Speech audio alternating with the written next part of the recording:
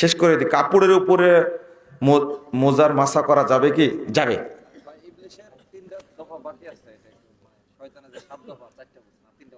ও, তিনটা বলে দিব।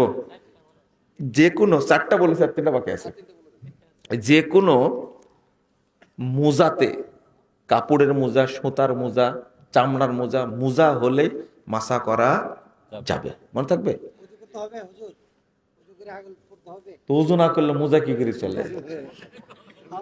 ওযু ছাড়াই মোজা পরা যাবে, তবে ওযু করলে মোজা খুলতে হবে। কথা বোঝা গেছে?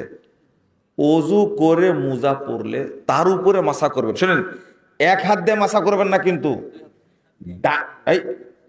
ডান হাত দিয়ে ডান পা মাসা করবেন, বাম হাত দিয়ে বাম পা। খবরদার ভুল করবেন না। এইভাবে মনে থাকবে। আবার নিচে দিয়েন না কিন্তু, দিলেই বাতিল।